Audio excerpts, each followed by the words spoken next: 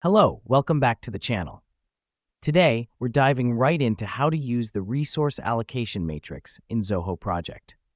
First things first, you need to navigate to the resource utilization section in your Zoho project. You can find it under the Resources tab on your dashboard. Now, the reason we do this is because this is where all your team's resource allocations are visible. It's basically your command center for managing workloads. Next up, you'll see a matrix showing each member's assigned tasks and hours for the week. You can adjust these allocations by dragging the bars in the matrix. The beauty of this is that it gives you a clear visual of how work is distributed across your team.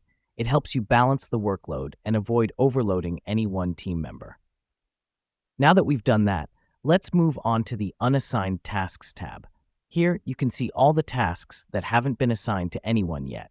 To allocate these tasks, simply drag them to a team member's row in the matrix. This helps us because it ensures that every task is accounted for and has an owner. Let me explain why this matters. By using the resource allocation matrix in Zoho Project, you can keep an eye on who's doing what, how much work they have, and if there are any tasks falling through the cracks.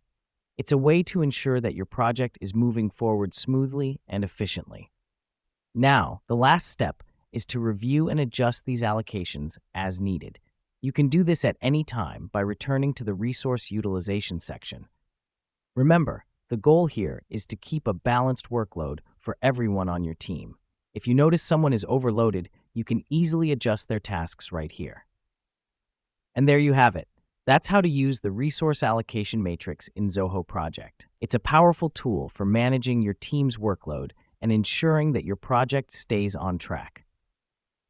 Thanks for joining us today, and we'll see you next time on the channel.